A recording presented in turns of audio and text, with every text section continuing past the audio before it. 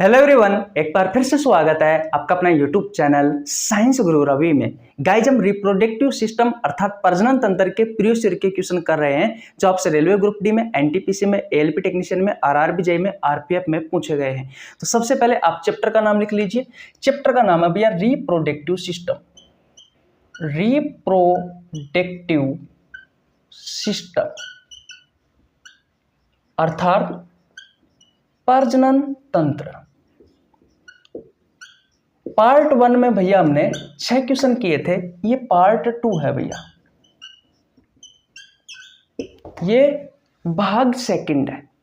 आज हम शुरुआत करने वाले हैं क्वेश्चन नंबर 7 से, लेकिन आगे बढ़ने से पहले मैं आपको कल के बारे में बता देता हूं। कल हमने एक कॉन्सेप्ट पर आधारित 6 क्वेश्चन किए थे, तो जो आपसे 2018 में और 2022 में रेलवे ग्रुप डी में पूछे गए थे। कॉन्सेप्ट था आपके एग्जाम में कुछ इस प्रकार के क्वेश्चन पूछे गए थे कि निम्न में से कौन सा प्रजनन तंत्र का हिस्सा है और निम्न में से कौन सा प्रजनन तंत्र का हिस्सा नहीं है। निम्न में से कौन सा नर प्रजनन तंत्र का हिस्सा है, निम्न में से कौन सा नर प्रजनन तंत्र का हिस्सा नहीं है। निम्न में से कौन सा मादा प्रजनन तंत्र का हिस्सा है, निम्न में से कौन सा मादा प्रजनन तंत्र का हिस्सा नहीं है। ऐसे क्वेश्चन आपसे बहुत सारे पूछे गए हैं भैया पिछली बार ग्रुप डी में। तो मैंने आपको जितने भी मेल रिप्रोडक्टिव सिस्टम में जितने भी ऑर्गन है उन सभी के नाम लिखवाए थे, और जितने भी फीमेल रिप्रोडक्टिव सिस्टम में जितने भी ऑर्गन है उन सभी के मैंने आपको नाम लिखवाए थे। और इनसे आधारित जो भी क्वेश्चन आपसे पूछे गए थे भैया, वो पिछले भाग में मैंने आपको 6 क्वेश्चन करवाए थे। बहुत ज्यादा इंपॉर्टेंट क्लास थी, 1 नंबर वहां से निकलकर आपका एग्जाम में बनता है भैया। इसलिए कल की क्लास अगर आपने नहीं देखी है तो कल की क्लास देख लेना, क्योंकि 1 नंबर मिल सकता है आपको, क्योंकि वहां से अगर एग्जामिनर क्वेश्चन पूछेगा तो जो मैंने आपको पढ़ाया उसी में से ही पूछेगा, उससे बाहर आपका नहीं जाने वाला। चलिए आज नए कॉन्सेप्ट पर चर्चा करेंगे, और आज हम 5 से 7 क्वेश्चन करने वाले हैं। क्वेश्चन नंबर 7 से स्टार्ट करेंगे, क्वेश्चन नंबर 13-14 तक जाने वाले हैं। चलिए भैया आज की क्लास की शुरुआत करते हैं। ये रहा आपके स्क्रीन पर क्वेश्चन नंबर 7। देखिए भैया, ये रहा आपकी स्क्रीन पर क्वेश्चन नंबर 7। सबसे पहले क्वेश्चन को बहुत अच्छे से पढ़ना भैया, और फिर इस क्वेश्चन का आंसर देना। क्वेश्चन नंबर 7 कहता है कि मानव शरीर में निषेचन की क्रिया कहाँ संपन्न होती है। ये आपके ऑप्शन है। ऑप्शन नंबर ए योनि, ऑप्शन नंबर बी है अंडाशय, ऑप्शन नंबर सी है fallopian tube, option number D है गर्भाशय। वेजाइना कहा जाता है योनि को, अंडाशय को ओवरी कहा जाता है, फैलोपियन ट्यूब को फैलोपियन ट्यूब भी कहा जाता है, हिंदी में कहा जाता है डिम्बवाही नलिका, गर्भाशय को यूट्रस कहा जाता है। बताइए इस क्वेश्चन का राइट आंसर क्या होगा। और ये क्वेश्चन आपसे आरआरबी ग्रुप डी में 6/12/2018 को पूछा गया है। अब देखो फर्टिलाइजेशन की जो प्रोसेस है, यहाँ से आपके एग्जाम में बहुत सारे क्वेश्चन पूछे जाते हैं। अगर आने वाले 10 मिनट आप मुझे दे देते हैं तो आज के बाद में फर्टिलाइजेशन से आपका एक भी क्वेश्चन नहीं छूटेगा, ये मेरी गारंटी है। जैसे मैंने कल के क्लास में आपको जिस कॉन्सेप्ट पर चर्चा की थी वो कॉन्सेप्ट आपको बिल्कुल क्लियर करवा दिया था, वैसे के वैसे ही आज की क्लास में भी भैया मैं आपको फर्टिलाइजेशन निषेचन की प्रक्रिया से आपका एक भी क्वेश्चन नहीं छूटेगा, ये कॉन्सेप्ट बिल्कुल क्लियर करवा दूंगा। ठीक है, ओके। लेकिन उससे पहले आपको कुछ चीजों के बारे में पता होना जरूरी है। बिल्कुल जीरो लेवल से शुरुआत करते हैं। आपने चैप्टर पढ़ा है तो अच्छी बात है, नहीं पढ़ा है तो अच्छी बात है। नहीं पढ़ा है तो मैं आपको ये सजेस्ट करूंगा कि नीचे लिंक डिस्क्रिप्शन में मिल जाएगा, ये प्रजनन तंत्र वाले चैप्टर का जाकर के पढ़ लेना भैया, मैंने आपको बहुत अच्छे से पढ़ाया है। नहीं पढ़ना है तो कोई दिक्कत नहीं है। इधर देखो, जो नर होता है यानी कि जो मेल होता है, इस मेल में होता है भैया टेस्टिस। क्या होता है? टेस्टिस। आपने नाम सुना होगा, वर्षा। इसके बारे में मैंने आपको मेल रिप्रोडक्टिव सिस्टम में बहुत अच्छे से पढ़ाया था। आज के लगभग कल नहीं परसों के दिन मैंने आपको मेल रिप्रोडक्टिव सिस्टम के बारे में पढ़ाया था। तो वहां पर मैंने आपको टेस्टिस के बारे में बहुत अच्छे से बताया था। टेस्टिस में किसका निर्माण होता है भैया? स्पर्म का निर्माण होता है। किसका निर्माण होता है? स्पर्म का निर्माण होता है, शुक्राणु का निर्माण होता है। ठीक है, ओके। अगर हम फीमेल की बात करें, अगर हम मादा की बात करें, मादा में क्या होती है?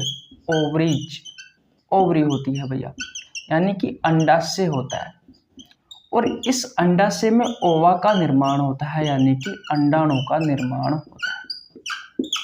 तो सबसे पहले तो आपको इन चीजों के बारे में पता होना जरूरी है। यानी कि जो मेल होता है, जो नर होता है, जो पुरुष होता है, उसमें शुक्राणुओं का निर्माण होता है। अगर आपसे क्वेश्चन पूछे कि शुक्राणुओं का निर्माण किस में होता है, तो भैया मेल में होता है, नर में होता है, पुरुष में होता है। अगर आपसे क्वेश्चन पूछे कि ओवा अंडाणु का निर्माण कहाँ होता है, तो भैया मादा में होता है, फीमेल में होता है, महिला में होता है। बोलो मेरे साथ बोलना, शुक्राणुओं का निर्माण पुरुष में, अंडाणु का निर्माण महिला में। किसी को कोई प्रॉब्लम आता है? बिल्कुल नहीं है। अब अगर आपसे क्वेश्चन पूछे कि शुक्राणुओं का निर्माण किस में होता है, तो आपको बताना है टेस्टिस में होता है, वृषण में होता है। और अगर आपसे क्वेश्चन पूछे कि ओवा का निर्माण यानी कि अंडाणुओं का निर्माण कहाँ होता है, तो ओवरीज में होता है यानी कि अंडाशय में होता है। कहाँ पे होता है? अंडाशय में होता है। 4 चीजें क्लियर हुई। शुक्राणुओं का निर्माण पुरुष में, अंडाणु का निर्माण महिलाओं में, शुक्राणुओं का निर्माण वृषण में और अंडाणु का निर्माण अंडाशय में। ये 4 चीजें क्लियर हो गई आपकी। ओके भैया, अब मैं आपको बता रहा था फर्टिलाइजेशन के बारे में, अब आपको बहुत अच्छे से समझ में आएगा। देखो फर्टिलाइजेशन, फर्टिलाइजेशन ध्यान से समझना। निषेचन, निषेचन क्या होता है? कुछ नहीं है भैया, अंडाणु, अब अंडाणु के बारे में मैंने आपको बता दिया है, ओवा के बारे में मैंने आपको बता दिया है। अंडाणु का निर्माण महिलाओं में होता है और महिलाओं में भी कहाँ होता है? तो अंडाशय में होता है। ठीक है, तो अंडाणु और शुक्राणु, अब भैया शुक्राणु के बारे में भी मैं आपको बता चुका, स्पर्म के बारे में भी मैं आपको बता चुका। शुक्राणुओं का निर्माण पुरुष में होता है और टेस्टिस में होता है, वृषण में होता है। तो अंडाणु और शुक्राणु का संलयन, संलयन का मतलब आप ये भी कह सकते हो होता है जुड़ना। तो अंडाणु और शुक्राणु का जुड़ना क्या कहलाता है भैया? फर्टिलाइजेशन कहलाता है, निषेचन कहलाता है। सिंपल भाषा में याद करना है, अंडाणु और शुक्राणु का आपस में जुड़ना क्या कहलाता है? फर्टिलाइजेशन कहलाता है, निषेचन कहलाता है। आप तो इतना याद कर लीजिए, कुछ भी याद करने की आवश्यकता नहीं है। दोबारा से समझो, अंडाणु और शुक्राणु, अंडाणु और शुक्राणु, शुक्राणु का निर्माण पुरुष में हुआ, अंडाणु का निर्माण महिला में हुआ। तो शुक्राणु और अंडाणु का आपस में जुड़ना क्या कहलाता है? फर्टिलाइजेशन की प्रोसेस कहलाती है। अब हमारे दिमाग में क्वेश्चन आता है कि भैया पुरुष में तो शुक्राणुओं का निर्माण हुआ, महिला में अंडाणुओं का निर्माण हुआ, पर ये आपस में एक साथ जुड़ते हैं। फर्टिलाइजेशन की जो प्रोसेस होती है वो कहाँ पे होती है? मेल में होती है या फिर फीमेल में होती है? तो याद रखना है भैया, फीमेल में होता है। ये फर्टिलाइजेशन की प्रोसेस कहाँ होती है? तो ये फर्टिलाइजेशन की प्रोसेस, निषेचन की प्रक्रिया महिलाओं में होती है भैया। कहाँ होती है? महिलाओं में। अब आपसे क्वेश्चन पूछा जाता है कि भैया जो फर्टिलाइजेशन की प्रोसेस है ये महिलाओं में भी कहाँ होती है? तो अगर आप फीमेल का रिप्रोडक्टिव सिस्टम पढ़ेंगे तो आपको भैया एक नली होती है, एक नली होती है, उस नली को कहा जाता है फेलोपियन ट्यूब। उस नली को क्या कहा जाता है? फेलोपियन ट्यूब कहा जाता है। हिंदी में कहा जाता है डिंबवाही नलिका, डिंबवाही नलिका। इस डिंबवाही नलिका में भैया ये फर्टिलाइजेशन की प्रोसेस होती है। और फर्टिलाइजेशन क्या है? शुक्राणु और अंडाणु का आपस में जुड़ना। तो सिंपल सी बात, अगर मैं आपसे क्वेश्चन पूछूं कि भैया शुक्राणु और अंडाणु आपस में कहाँ जुड़ते हैं, तो आपका पहला आंसर रहेगा महिला में। लेकिन अगर मैं आपसे पूछूं कि महिला में भी कहाँ जुड़ते हैं, तो फिर आपका आंसर रहेगा फेलोपियन ट्यूब। याद रखना भैया, इस फेलोपियन ट्यूब से हमारे एग्जाम में बहुत सारे क्वेश्चन पूछे जाते हैं। तो दोबारा से बताना, महिलाओं में जो अंडाणु और जो शुक्राणु है वो आपस में कहाँ जुड़ते हैं? तो फेलोपियन ट्यूब में जुड़ते हैं भैया। फेलोपियन ट्यूब में डिंबवाही नलिका में जुड़ते हैं। कहाँ पे जुड़ते हैं? डिंबवाही नलिका में जुड़ते हैं भैया। बोलो, यहाँ तक की प्रॉब्लम किसी को? बिल्कुल भी नहीं है। ओके भैया, अब देखो फीमेल का रिप्रोडक्टिव सिस्टम अगर आप बना करके देखोगे तो कुछ आपको इस तरीके से दिखाई देगा।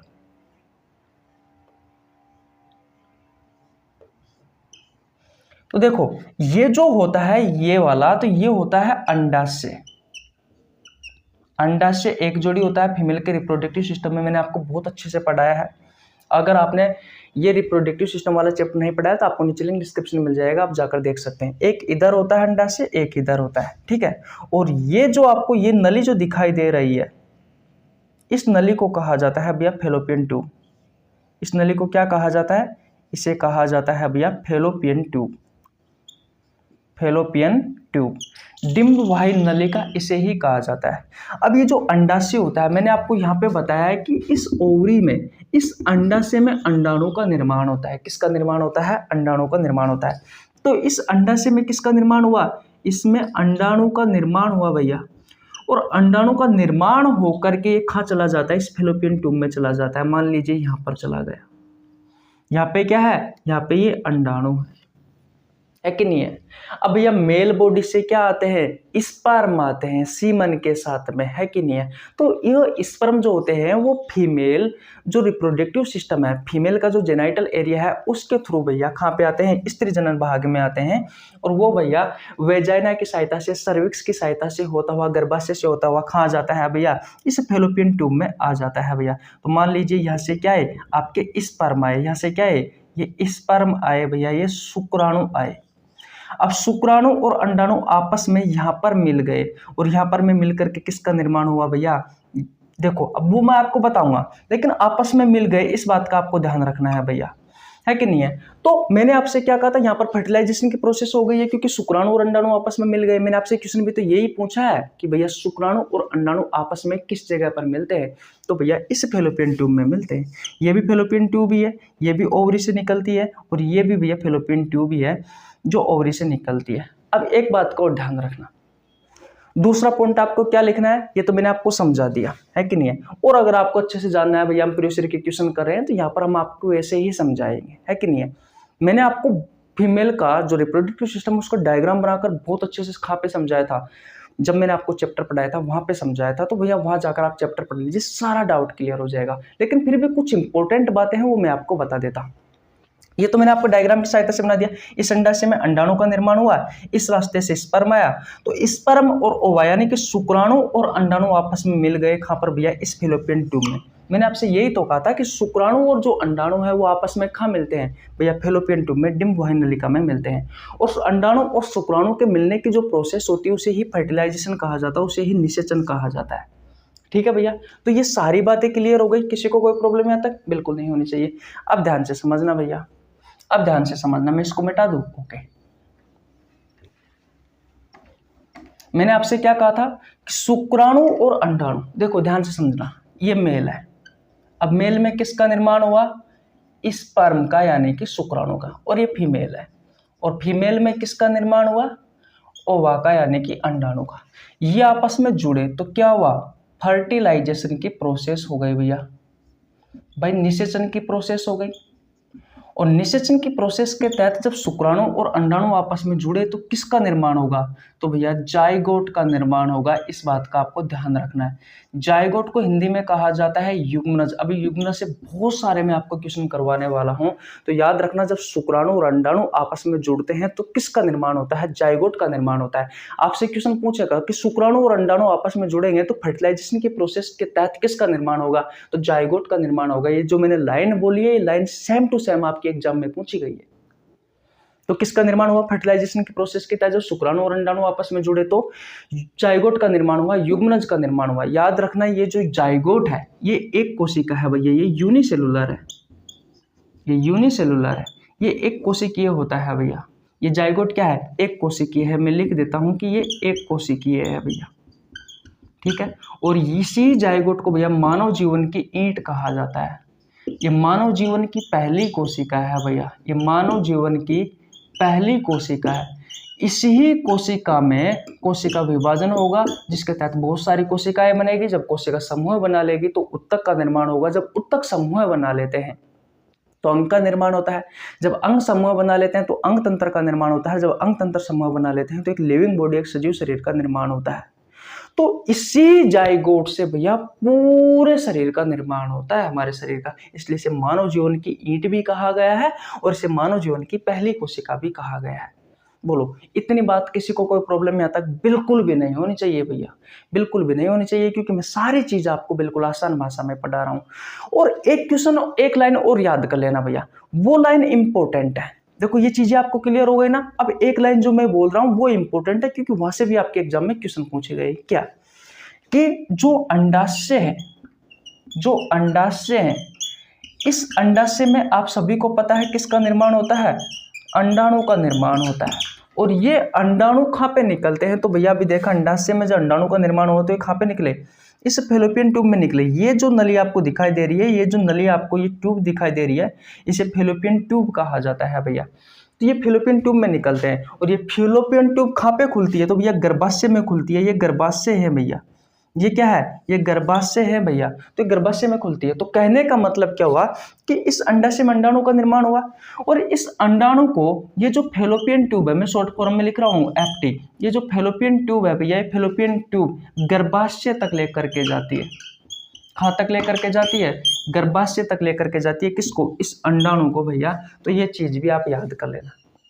जो मैंने आपको अभी पिछले 10-15 मिनट में पढ़ाया है, यकीन मानिए अगर आपने ये सारी बातें याद कर ली तो आज की क्लास में आगे आने वाले जितने भी क्वेश्चन हैं वो सभी क्वेश्चन का आंसर आप अच्छे से दे पाओगे। एक एक क्वेश्चन का आंसर बहुत अच्छे से दे पाओगे। और फिर भी अगर आपको ये चीजें याद नहीं हुई, आपको लग रहा है कि भैया जटिल है, तो मैं कह रहा हूं कि आगे आने वाले 5 से 7 क्वेश्चन कर लीजिए, आपको सारी टेंशन खत्म हो जाएगी। 2-2 मिनट के सारे क्वेश्चन है, 10-12 मिनट में 5-7 क्वेश्चन समाप्त हो जाएंगे भैया। लेकिन उनका जो आंसर आप दोगे ना, तो अब आपको ये सारी कहानी समझ में आ जाएगी। अभी मैंने 10-15 मिनट में जो जो बातें बोली, अगर आपने ध्यान से सुनी और उन बातों को अगर लिख लिया है, तो भैया आपके सारे के सारे ही डाउट क्लियर हो जाएंगे। और किस तरीके से यहाँ से हमारे एग्जाम में क्वेश्चन पूछे जाते हैं, इस छोटे से कॉन्सेप्ट से उन चीजों का भी आपको पता लग जाएगा। ये वीडियो सिर्फ रेलवे वाले बच्चों के लिए नहीं है। रेलवे वाले बच्चों के लिए तो ये वीडियो रामबाण साबित होगी ही होगी। साथ ही साथ में आप किसी भी प्रतियोगी परीक्षाओं की तैयारी कर रहे हो, ये वीडियो सभी परीक्षाओं के लिए उपयोगी है। और यहाँ से भैया सभी परीक्षाओं में क्वेश्चन पूछे जाते हैं। याद रखना, बायोलॉजी का रिप्रोडक्टिव सिस्टम एक ऐसा चैप्टर है जहाँ से प्रत्येक एग्जाम में क्वेश्चन पूछे जाते हैं भैया, जहाँ से प्रत्येक एग्जाम में क्वेश्चन पूछे जाते हैं। तो भैया ध्यान से पढ़ लेना, यहाँ से क्वेश्चन आने की संभावना बहुत ज्यादा रहती है भैया। और एक भी क्वेश्चन नहीं छूटेगा अगर आपने हमारी ये पूरी क्लास ले ली। तो पार्ट 1 नहीं देखा है तो पार्ट 1 का नीचे लिंक डिस्क्रिप्शन में मिल जाएगा, आप जाकर देख लेना। वैसे आपको इसका नीचे लिंक डिस्क्रिप्शन में किस प्लेलिस्ट में मिलेगा, जन शताब्दी एक्सप्रेस बैच में मिलेगा, जिसकी शुरुआत मैंने आपको 1 फरवरी से की थी। और इस बैच में मैं आपको बायोलॉजी के प्रीवियस ईयर के क्वेश्चन करवा रहा हूँ, जो आपसे रेलवे ग्रुप डी में, एनटीपीसी में, एलपी टेक्नीशियन में, आरआरबी जेई में, आरपीएफ में पूछे गए हैं। 8-9 चैप्टर करवा चुका भैया मैं आपको। ये 9वां शायद 9 नंबर वाला चैप्टर है। इससे पहले 8 चैप्टरों के मैं प्रीवियस ईयर के क्वेश्चन करवा चुका। तो जन शताब्दी एक्सप्रेस बैच में जाइए, आप प्लेलिस्ट में वहां पर देख लीजिए, आपको सारे मिल जाएंगे। प्रत्येक क्वेश्चन के नीचे मैंने भैया एग्जाम का नाम लिखा गया है, डेट लिखी गई है, और प्रत्येक क्वेश्चन को कॉन्सेप्ट के साथ में समझाया। आप जाकर देखिए भैया, सारे के सारे ही डाउट आपके क्लियर हो जाएंगे। तो इसकी पहली क्लास आपको कहाँ मिलेगी, जन शताब्दी एक्सप्रेस बैच में भैया, नीचे ही नीचे मिलेगी। ठीक है, पार्ट 2 भी वहीं आपको प्लेलिस्ट में ही मिल जाएगा। ठीक है, ओके। तो ये क्वेश्चन अब बताइए, हाँ मैंने तो बताया है नहीं, इस क्वेश्चन का राइट आंसर क्या होगा। अब देखो क्वेश्चन नंबर 7 क्या कहता है कि मानव शरीर में निषेचन की क्रिया कहाँ संपन्न होती है। बोलो, मैंने क्या कहा था, निषेचन की क्रिया क्या है, फर्टिलाइजेशन की प्रोसेस क्या है, अंडाणु और शुक्राणु आपस में कहाँ जुड़ते हैं। अरे भाई, महिला में जुड़ते हैं, महिला के शरीर में। लेकिन महिला के शरीर में कहाँ, फेलोपियन ट्यूब में। बताया था, स्पष्ट रूप से लिखा हुआ है फेलोपियन ट्यूब। तो इसका राइट आंसर हो जाएगा option number C, fallopian tube. बताया था, नहीं बताया था, मैंने कहा ना आपसे कि जो जो बात मैंने बोली अगर आपने ध्यान से सुनी है तो सारे के सारे आज जितने भी क्वेश्चन करवाने वाला हूं, मैंने नहीं बनाए भैया ये क्वेश्चन, आपके एग्जामिनर ने बनाया। आपके एग्जामिनर ने ये क्वेश्चन आपसे पूछे हैं भैया आपकी एग्जाम में। एग्जाम का नाम लिख रहा हूं, डेट लिख रहा हूं, तब तो यकीन मानो। और सारे के सारे क्वेश्चन अभी जो मैंने आपको बताया उसी में से ही पूछे गए, एक भी क्वेश्चन बाहर नहीं है। अभी आप देखना, हो सकता है कि उनका पूछने का तरीका थोड़ा सा अलग हो, लेकिन जो सारी चीजें पूछी गई है वो यहीं से ही पूछी गई है भैया। इस बात का आपको ध्यान रखना है। स्क्रीनशॉट ले लीजिए। क्वेश्चन नंबर 8 की ओर चलते हैं। चले भैया, ओके। देखिए भैया, ये रहा आपकी स्क्रीन के सामने क्वेश्चन नंबर 8। सेम क्वेश्चन है, मानवों में निषेचन फर्टिलाइजेशन ... में होता है। किसमें होता है, फेलोपियन ट्यूब में, अंडाशय में, योनि में, गर्भाशय में। ये क्वेश्चन आपसे 2 बार पूछा गया है आरआरबी ग्रुप डी में। यही सेम क्वेश्चन वैसे के वैसे ऑप्शन सेम है, क्वेश्चन सेम है 24/10/2018 को, और एक आपसे आरआरबी ग्रुप डी में 15/10/2018 को। बताइए राइट आंसर क्या होगा। मैंने आपसे कहा है निषेचन क्या होता है, अंडाणु और शुक्राणु का आपस में जुड़ना फर्टिलाइजेशन कहलाता है, निषेचन कहलाता है। इसके तहत किसका निर्माण होता है, जाइगोट का निर्माण होता है, युग्मनज का निर्माण होता है, जो एक कोशिका है। उसे मानव जीवन की पहली कोशिका भी कहा गया है, इसे मानव जीवन की ईंट भी कहा गया है।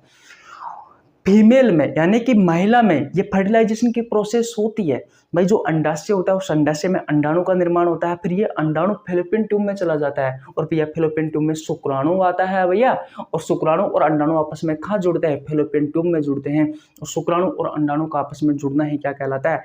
क्या कहलाता है? फर्टिलाइजेशन, निषेचन कहलाता है। तो इसका राइट आंसर क्या होगा? Option number A, fallopian tube. बात क्लियर है?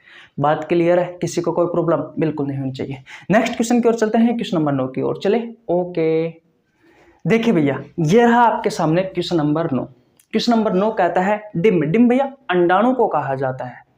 किसको कहा जाता है? अंडाणु को कहा जाता है। डिम्ब के साथ शुक्राणु का निषेचन होता है। किसमें होता है? फैलोपियन ट्यूब में, अंडाशय में, योनि में, गर्भाशय में। अब भैया एनटीपीसी कहाँ पीछे रहने वाली थी? जब ग्रुप डी में 3-3, 4-4, 5-5 बार पूछा गया है तो एनटीपीसी में भी पूछा गया है भैया। देखो आरआरबी एनटीपीसी में पूछा गया 27/4/2016 को, 27/4/2016 को पूछा गया है भैया एनटीपीसी में। तो कहाँ होता है भैया निषेचन की प्रक्रिया? अरे निषेचन में क्या होता है? शुक्राणु और अंडाणु आपस में जोड़ते हैं, निषेचन की प्रोसेस होती है। अरे फर्टिलाइजेशन की प्रोसेस क्या होती है? शुक्राणु और अंडाणु का आपस में जुड़ना। कहाँ होता है? फैलोपियन ट्यूब में। याद रखना फैलोपियन ट्यूब, फैलोपियन ट्यूब महिला में होती है भैया। राइट आंसर क्या हो जाएगा? फैलोपियन ट्यूब हो जाएगा। चलो नेक्स्ट क्वेश्चन की ओर चलते हैं। ऐसे इजी क्वेश्चन आते हैं, बस आप कॉन्सेप्ट को समझिए, फिर आपको सारे के सारे ही क्वेश्चन इजी लगने वाले हैं। भाई अगर डायरेक्ट में आपको करवाता, कॉन्सेप्ट नहीं सिखाता, तो आप पता नहीं इन क्वेश्चनों का आंसर दे पाते या नहीं दे पाते। लेकिन अगर हमने कॉन्सेप्ट सीख लिया तो उसके बाद में सारे के सारे ही क्वेश्चन इजी हो गए हैं भैया हमारे लिए। अगर आपको वीडियो वास्तविकता में अच्छी लग रही है तो वीडियो को लाइक कर दीजिए, आपके छोटे भाई के लिए प्यारा सा कमेंट कर दीजिए, चैनल पर नहीं तो चैनल को सब्सक्राइब कर लेना, बेल आइकन को प्रेस कर लेना ताकि आपके पास हमारी वीडियो का नोटिफिकेशन टाइम टू टाइम पहुंच सके। चलो भैया नेक्स्ट क्वेश्चन की ओर चलते हैं, क्वेश्चन नंबर 10 की ओर चले। ओके देखिए भैया ये रहा आपकी स्क्रीन के सामने क्वेश्चन नंबर 10। एक 10 है भैया, 10 है, 6 जैसा बन गया। हाँ, क्वेश्चन नंबर 10 कहता है कि निषेचन के परिणाम स्वरूप किस एक का निर्माण होता है? अंडाशय के होता है, युग्मक का होता है, युग्मनज का होता है, रोगाणु कोशिकाओं का होता है। और खा एएलपी टेक्नीशियन वाले पीछे रहने वाले थे भैया। देखो एएलपी टेक्नीशियन में भी ये क्वेश्चन पूछा गया है, ग्रुप डी में बता दिया मैंने आपको यही क्वेश्चन, एनटीपीसी में बता दिया मैंने आपको यही क्वेश्चन, और एएलपी टेक्नीशियन में भी देख लीजिए भैया। बताओ इसी कॉन्सेप्ट पर आधारित राइट आंसर होगा ऑप्शन नंबर सी, युग्मनज। मैंने आपको अच्छे से बताया था मेल में किसका निर्माण होता है? स्पर्म का निर्माण होता है। और स्पर्म का निर्माण कहाँ होता है? तो टेस्टिस में होता है भैया। फीमेल में किसका निर्माण होता है भैया? ओवा का निर्माण होता है। कहाँ होता है? ओवरीज में। एक मिनट,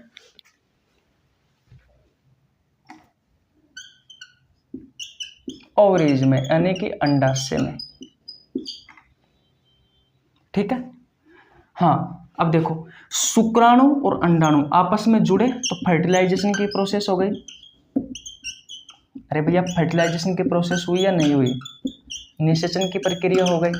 और निषेचन की प्रक्रिया के तहत किसका निर्माण होता है? जाइगोट का निर्माण होता है। मैंने आपको बताया था हिंदी में युग्मनज का निर्माण होता है। मैंने आपसे कहा था अच्छे से याद कर लेना इन चीजों को। ये क्या है? यूनिसेलुलर है भैया। ये भी मैंने आपको बताया था। एक कोशिकीय होता है, इसे मानव जीवन की पहली कोशिका भी कहा जाता है। ये भी मैंने आपको लिखवाया था, मानव जीवन की पहली कोशिका भी कहा जाता है। मैं आपको बिल्कुल जीरो लेवल से सिखा रहा हूँ भैया। और लास्ट एंड फाइनल देखना भैया, हम बहुत हाई लेवल तक बहुत हाई लेवल तक जाएंगे। अभी आपको इजी लग रहा होगा कि क्वेश्चन इजी करवा रहे हो आप, ऐसा नहीं है भैया, इजी नहीं है। अगर मैं आपको कॉन्सेप्ट नहीं सिखाऊं, डायरेक्ट एक क्वेश्चन पूछूं, तब आपको पता लगेगा। जब तक आपको पूरे चैप्टर की समझ नहीं है तब तक आप इन क्वेश्चनों का आंसर नहीं दे पाओगे। मैंने आपको कॉन्सेप्ट सिखाया दिया है, इसी वजह से आपको सारे के सारे ही क्वेश्चन इजी लग रहे हैं, लेकिन ऐसा नहीं है भैया। इस बात का आपको ध्यान रखना है, ठीक है। तो अब क्वेश्चन को पढ़ो। निषेचन के परिणाम स्वरूप, अरे भैया निषेचन का परिणाम ही तो है युग्मनज और जाइगोट, किस एक का निर्माण होता है? निषेचन में क्या होता है? शुक्राणु और अंडाणु आपस में जुड़ते हैं, फर्टिलाइजेशन की प्रोसेस होती है, निषेचन की प्रोसेस होती है, युग्मनज में जाइगोट का निर्माण होता है। तो राइट आंसर हो जाएगा युग्मनज। आरआरबी एएलपी टेक्नीशियन 30/8/2018 को पूछा गया क्वेश्चन है, ठीक है। ओके स्क्रीनशॉट ले लीजिए। नेक्स्ट क्वेश्चन की ओर चलते हैं, चले भैया। ओके देखिए भैया सेम क्वेश्चन है, क्वेश्चन नंबर 11 भी। बस लैंग्वेज का फर्क है, थोड़ा सा अलग तरीके से पूछा गया है। शुक्राणु और अंडाणु के सहयोग की कौन सी प्रक्रिया युग्मनज नामक एक संरचना के निर्माण में परिणामित होती है? दोबारा से पढ़िए। शुक्राणु और अंडाणु के सहयोग की कौन सी प्रक्रिया युग्मनज नामक एक संरचना के निर्माण में परिणामित होती है? आपके आंसर, आपके ऑप्शंस ये है। ऑप्शन नंबर ए कहता है विखंडन, ऑप्शन नंबर बी निषेचन, ऑप्शन नंबर सी है उत्तक संवर्धन, ऑप्शन नंबर डी है लैंगिक प्रजनन। आरआरबी ग्रुप डी में पूछा गया 4/10/2018 को। बताइए राइट आंसर क्या होगा। मैंने आपको क्या बताया था कि मेरे भाई शुक्राणु और अंडाणु जब आपस में जुड़ते हैं तो निषेचन की प्रोसेस होती है। किसकी प्रोसेस होती है? निषेचन की प्रोसेस। और इसके तहत किसका निर्माण होता है? जाइगोट का निर्माण होता है, युग्मनज का निर्माण होता है। अब क्वेश्चन को ध्यान से पढ़िए। शुक्राणु और अंडाणु के सहयोग से, शुक्राणु और अंडाणु इन दोनों के सहयोग से कौन सी प्रक्रिया युग्मनज, ये युग्मनज नामक एक संरचना के निर्माण में परिणामित होती है? शुक्राणु और अंडाणु के सहयोग से एक संरचना का निर्माण होता है जिससे जाइगोट या युग्मनज कहा जाता है। उस प्रक्रिया के बारे में पूछा गया है कि किस प्रक्रिया के तहत ये जाइगोट बना है। तो निषेचन। तो राइट आंसर क्या हो जाएगा? ऑप्शन नंबर बी निषेचन। आरआरबी ग्रुप डी में पूछा गया 4/10/2018 को। बताइए कोई प्रॉब्लम यहाँ तक? बिल्कुल नहीं होनी चाहिए। दोबारा स्क्रीनशॉट ले लीजिए। क्वेश्चन नंबर 12 की ओर चलते हैं। चले भैया, ओके। देखिए भैया, ये रहा आपके स्क्रीन के सामने क्वेश्चन नंबर 12। क्वेश्चन नंबर 12 कहता है कि मानव शरीर का कौन सा अंग अंडे को अंडाशय से गर्भाशय तक ले जाता है? अलग से नोट लिखवा कर मैंने आपको ये चीज लिखवाई थी भैया, लिखवाई थी या नहीं लिखवाई थी? मैंने आपसे स्पष्ट रूप से कहा था कि जो अंडाशय होता है उस अंडाशय में अंडाणु का निर्माण होता है भैया, उस अंडाशय में अंडाणु का निर्माण होता है। और अंडाशय से एक ट्यूब निकलती है जिस ट्यूब को कहा जाता है भैया फैलोपियन ट्यूब। फैलोपियन ट्यूब, इसी फैलोपियन ट्यूब में ये अंडाणु आते हैं भैया। अगर शुक्राणु आ गया तो युग्मनज में जाइगोट का निर्माण हो जाएगा, है कि नहीं है? तो जाइगोट भी एक कोशिका है, फिर फैलोपियन ट्यूब सिकुड़ेगी और ये जाइगोट भी गर्भाशय भित्ति पे आकर के धस जाता है, गर्भाशय भित्ति में आकर के धस जाता है। और इसी गर्भाशय में भैया पूरे 9 माह तक इस कोशिका से टिश्यू का निर्माण होता है, मांस का निर्माण होता है, शरीर के अंगों का निर्माण होता है और पूरी बॉडी बन जाती है कि नहीं है? तो पूरे 9 माह में भ्रूण का विकास होता है भैया इसी यूट्रस में, इस फैलोपियन ट्यूब में नहीं। इस फैलोपियन ट्यूब के बाद में क्या आता है? यूट्रस आता है, गर्भाशय आता है, उसी गर्भाशय में। लेकिन अगर मान लीजिए यहाँ पर शुक्राणु नहीं आया है तो फिर भी ये जो अंडाणु निकले हैं इस फैलोपियन ट्यूब में अंडाशय से, तो ये अंडाणु भी भैया कहाँ जाएंगे? ये अंडाणु भी भैया गर्भाशय में जा करके चले जाते हैं, गर्भाशय की दीवार में जा करके चिपक जाते हैं। मेंस्ट्रुअल साइकिल वाले प्रोसेस में मैंने आपको बहुत अच्छे से बताया था।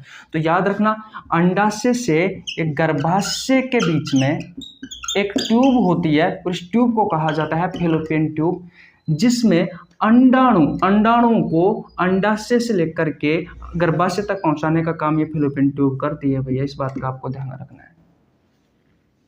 अरे ऊपर अंडाशय है, नीचे क्या है? गर्भाशय है। अंडाशय का निर्माण यहाँ से हुआ, आप एग्जाम्पल से समझिए। अगर मैं अंडाशय से कोई जैसे कि कोई कंकर है वो नीचे फेंकूंगा तो खा जाएगा, वो गर्भाशय में जाकर के गिरेगा।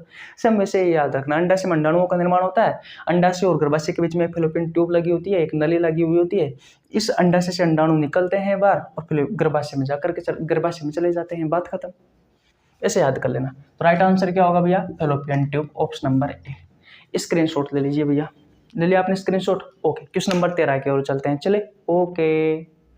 देखिए भैया, क्वेश्चन नंबर 13 फिर आपसे वही पूछ लिया। क्वेश्चन नंबर 13 कहता है कि किसके परिणाम स्वरूप युग्मनज का निर्माण होता है? किसके परिणाम स्वरूप होता है? आपके ऑप्शन है प्रकाश संश्लेषण, परागण, निषेचन, श्वसन। आरआरबी ग्रुप डी में पूछा गया 24/9/2018 को। बताइए, वही निषेचन। इस फर्टिलाइजेशन की प्रोसेस के तहत भी ये युग्मनज में जाइगोट का निर्माण होता है। शुक्राणु और अंडाणु आपस में जुड़ते हैं तो युग्मनज में जाइगोट का निर्माण बनाते हैं। आपको तो बस इतना याद रखना है कि भैया जब शुक्राणु जुड़ा और शुक्राणु के साथ में जब अंडाणु जुड़ा भैया, तो ये याद करने की ट्रिक है। ट्रिक तो क्या है, बस ये याद कर लेना कि भैया युग्मनज का निर्माण होता है, जाइगोट का निर्माण होता है। स्पर्म के साथ में जब ओवा जुड़ता है तो किसका निर्माण होता है? जाइगोट का निर्माण होता है। बस इतना याद कर लीजिए। किस प्रोसेस के तहत होता है? तो फर्टिलाइजेशन के तहत। क्या लिख दिया मैंने यार?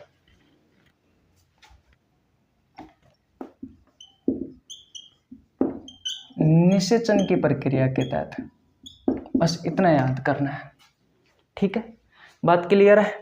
ओके, स्क्रीनशॉट ले लीजिए। नेक्स्ट क्वेश्चन की ओर चलते हैं, क्वेश्चन नंबर 15 की ओर। चले भैया, ओके। 15 की ओर नहीं, 14 की ओर, सॉरी। चले भैया, ओके।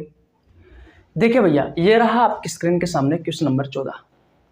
नर व मादा युग्मक आपस में मिलकर बनाते हैं, किसका निर्माण करते हैं? युग्मनज का, गर्भ का, अंडाणु का, शुक्राणु का। ये क्वेश्चन आपसे आरआरबी ग्रुप डी में पूछा गया है 7/12/2018 को। इस क्वेश्चन का आंसर आप देने वाले हैं, क्योंकि पिछले आधे घंटा से लगभग सारा कॉन्सेप्ट और सारे क्वेश्चन मैंने आपको करवा दिए। इस क्वेश्चन का आंसर आप दीजिए। हाँ, अब इंपॉर्टेंट बात सुन लीजिए।